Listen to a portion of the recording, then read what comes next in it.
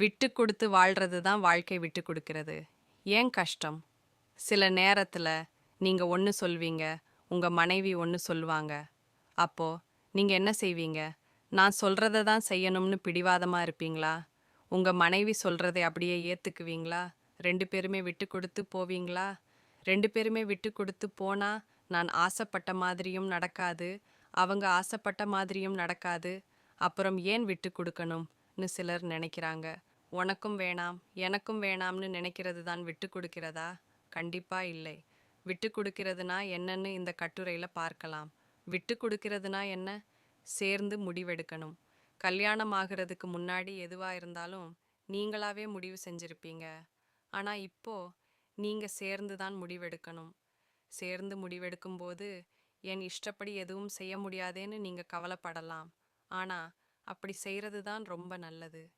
நானே ஒரு முடிவெடுக்கிறதை விட கணவரோட பேசி முடிவெடுத்தா பிரச்சனையை ஈஸியா சமாளிக்க முடியுதுன்னு அலெக்சாண்ட்ரா சொல்றாங்க. மனைவி சொல்றதையும் யோசிச்சு பார்க்கணும். ஜான் காட்மன் என்ற திருமண ஆலோசகர் இப்படி சொல்றார். உங்க மனைவி ஸ்லாஷ் கணவன் சொல்ற எல்லாத்தையும் நீங்க ஒத்துக்கணும்னு அவசியம் இல்லை. ஆனா அவங்க என்ன சொல்ல வராங்கன்னு புரிஞ்சிக்க முயற்சி பண்ணுங்க. உங்களுக்குள்ள இருக்கிற பிரச்சனைய பத்தி பேசிட்டு இருக்கும்போது நீ என்ன சொன்னாலும் கேட்க மாட்டேன்ற மாதிரி நடந்துக்காதீங்க. அப்படி செஞ்சீங்கன்னா உங்க பிரச்சனைக்கு தீர்வே கிடைக்காது. பிடிவாதமா இருக்கக்கூடாது. நான் பிடிச்ச முயலுக்கு 3 காலுன்னு நினைக்கிற ஒருத்தரோட யாருக்கு தான் வாழ பிடிக்கும்?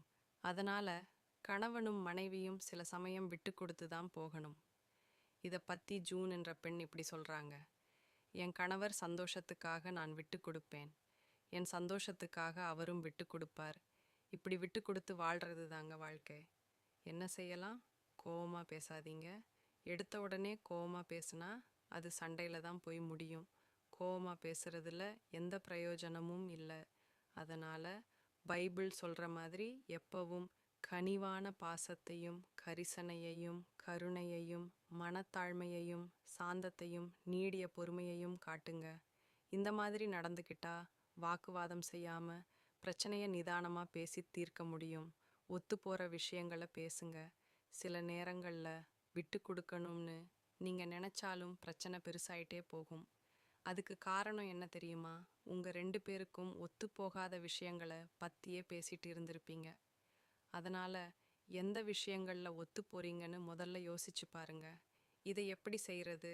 ஒரு பிரச்சனைய பத்தி பேசிட்டு இருக்கும்போது எதை விட்டு கொடுக்க முடியும், எதை விட்டு கொடுக்க முடியாதுன்னு 2 பேரும் தனித்தனியா ஒரு லிஸ்ட் போடுங்க.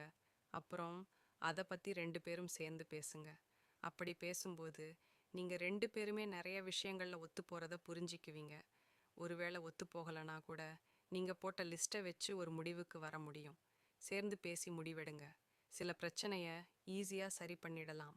ஆனா சில பிரச்சனை சேர்ந்து முடிவெடுத்தாதான் சரியாகும். நீங்க தனியா யோசிச்சு ஒரு பிரச்சனைய தீர்க்கிறத விட சேர்ந்து பேசி முடிவு எடுக்கும்போது நல்ல பலன்கள் கிடைக்கும். நீங்க 2 பேரும் நல்ல நண்பர்களாவும் இருப்பீங்க. தாராளமா விட்டு கொடுங்க. ஒவ்வொருவனும் தன் மீது அன்பு காட்டுவது போல் தன் மனைவி மீதும் அன்பு காட்ட வேண்டும்.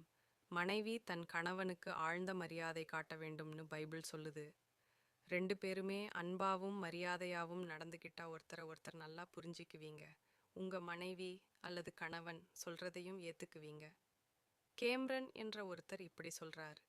மனைவி மேல அன்பு இருந்தா நமக்கு பிடிக்கவே பிடிக்காதுன்னு நினைச்ச விஷயங்கள் கூட கல்யாணத்துக்கு அப்புறம் பிடிக்க ஆரம்பிச்சிடும்.